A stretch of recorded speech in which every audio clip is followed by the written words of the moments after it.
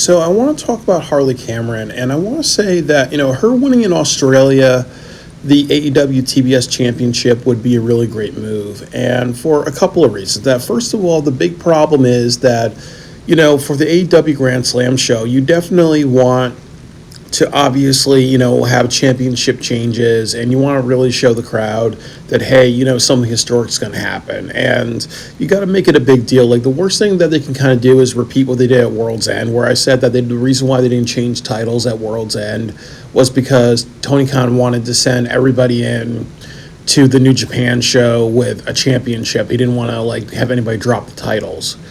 And he was really setting up All In, where it's going to be Okada versus Omega, and then he really wanted to set up the New Year's Day show and definitely all those other things, really. So I think that, having Mercedes drop the title to Harley Cameron would be good to say, okay, well, Australia, we're not going to treat it like, okay, a filler show where nothing of progression changes.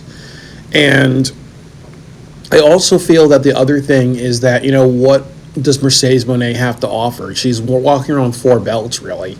So that automatically tells you that she could become almost like a John Cena, Austin Aries types of mix, where she's champion for a super long time and it loses relevancy. It's just she's the champion, just like John Cena. Like if he always wins and nobody gets over, really, it doesn't progress anything. And then with Austin Aries, the reason why I say that was that when he was in TNA wrestling, he held 4 or 5 belts. He became the belt collector. And it seemed like after he did that, a lot of people were repeating that, where they would have champions hold multiple titles. But the problem is that if there's no story with that, then it's almost well, you're just holding this title, but it's not leading to any type of progression, really. It's not like with Roman Reigns, where when he was holding the title, there was a lot of stories. There was a lot of people getting drawn into the bloodline thing.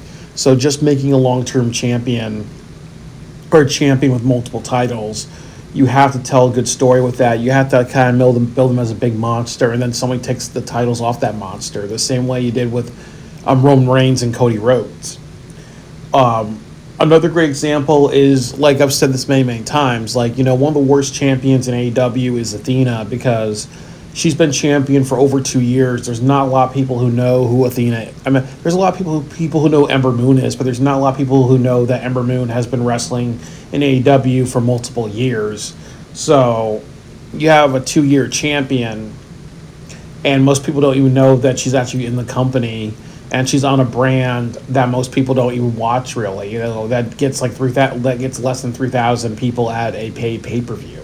So with all that said, really, we don't want Mercedes to kind of go down the same path of, well, she's going to be champion forever and she has really great matches, but there's no story, or it goes on way too long and people lose interest, So I really, really just think that, or you run into a Stephanie Vaquer situation where Stephanie Vaquer was good because obviously she was not part of AEW, but she did a really great job, but she's now in NXT, really. But you don't want a situation where it's like Harley Cameron's there for a couple of years, or other wrestlers are there for a couple of years, like Thunder Rosa. They have held a match with the Mercedes, and they're like, okay, well, I'm going to NXT because nothing really changes, So we don't. So that's just also that thing, too, where if you have a long-term champion, you got to make sure it really means something.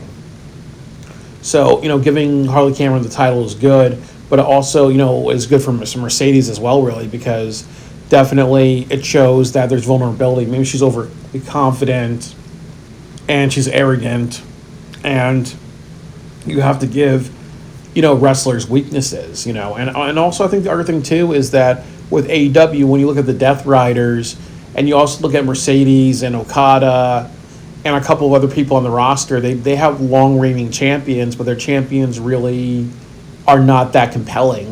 Moxley kills the ratings. There's not a lot of people who like the Death Rider thing. And then you also look at, Okada. He just says the word bitch a bunch of times. And really they're holding out for Okada versus Omega at All In, really. So it's almost like, why do the Continental Championship? Why do the Continental Classic when you already know that, a person who... why do a multiple-week tournament when the end result is that it's not going to change. There's going to be no switch really. Or you look at the Dynamite Diamond Ring, where it's like, okay, well, MJF wins every single year. Is it going to mean anything when somebody actually beats him, or is it going to be like he's going to win every single year really? So definitely, like I've said, really, there's not a lot of charismatic champions. So if you get to Mercedes Moné, it would just add some vitality. And then that's the other thing, is that the women's division doesn't have a lot of vitality. Like Toni Storm, Mariah May, that's been done to death. That needs to go away. That needs to die. And the other problem is that Mercedes Moné, same thing. There's really no story outside of that. She's she's kind of signed a lucrative contract to Tony, and she gets like the queen's treatment, really. So there's really no story. So I really just hope that with Tony, he kind of understands, Tony Khan, he really understands that having Harley Cameron would fix a bunch of problems. It would be something new and different.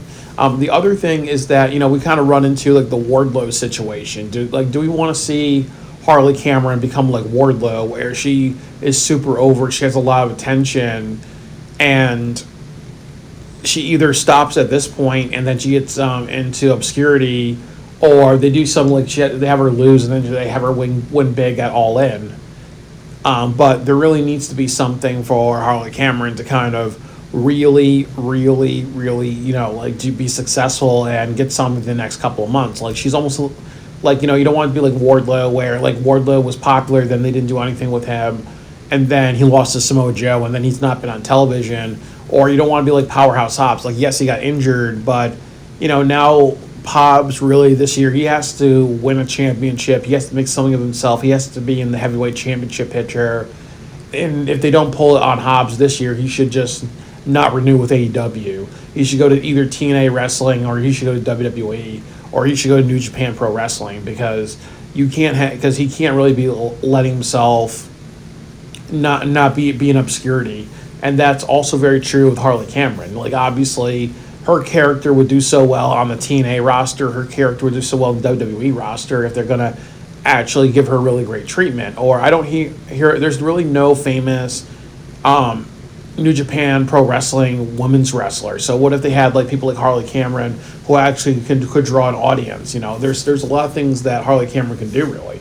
And I also think that one great thing about Harley Cameron is that there's a lot of people hoping she wins, because she has charisma, she has a character. She talked about working hard, and then also just coming off like, she's taking on one of the best in the world, really. So there is a sense of what a lot of people resonate with, which is, overcoming obstacles, going up against the privileged person. And usually a lot of people don't have privilege, and usually they lose to somebody with privilege. So there's a lot of things that your audience resonates with. So I really think that you can make her get over really, really big. But there are two options for Harley Cameron. And I think one option, she loses to Mercedes tonight, and then she says something on the microphone, like she says she appreciates the fans and support, but she's going to win on the biggest stage of them all, which is All In Texas, and she invites everybody in Australia to go over to Texas and actually see her win, feel the wrath of Harley Cameron. That's one. Then you kind of build a story to her versus Mercedes in a rematch in Texas, and then that's when Harley Cameron wins. Or you have her win, and then you give the title back to Mercedes. Or you have Harley Cameron lose, and then you have Harley Cameron versus Mariah May for the women's title in the future. Or you do what I want to do, which is you have Toni Storm beat Mariah May. She becomes the women's champion. And then you have Marina Shafir beat Toni Storm. And then you have Marina Shafir as the women's champion. And then you have Harley Cameron not win the TBS title. She goes and faces Marina Shafir at a pay-per-view. Marina Shafir nearly beats her to death, really. And then they have a rematch at All In, and Harley Cameron beats Marina Shafir in a big, powerful, emotional moment. And I think that would be the way to really do that. And that's actually good, because, why would somebody who is an underdog, who really wants to mean something, who really wants to go as far as they possibly want to go, why would they want a secondary title? For example, if Dustin Rhodes went back to WWE, Do you think he would want to go after Gunter? Do you think he would want to go after Braun Breaker, who's the international champion? Do you think he would want to go after LA Knight, who's the United States champion? Do you think he would want to go after Cody and win the WWE the Universal Championship? So that's the thing, really.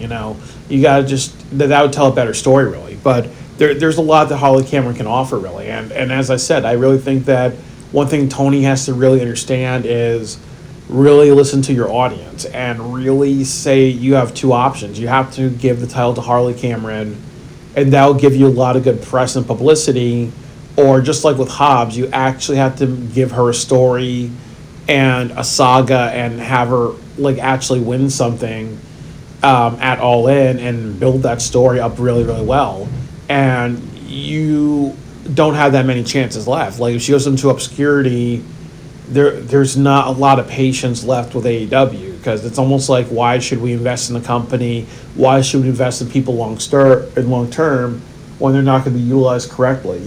So learn your lesson from Ricky Starks. Learn what Ricky Starks has taught to you, which is, if you don't do something with someone with a lot of talent and potential, the fans are not going to tolerate it, and ultimately the wrestlers are not going to tolerate it. You can throw in all the money that you want at them, but the thing is that they're going to say, well, fuck it, because every wrestler wants to have a legacy. Harley Cameron wants to be one of those wrestlers with a legacy, with some form of success, really, and the fans want to see her actually achieve that success. So definitely make her a champion or give her a story. Don't put her in obscurity.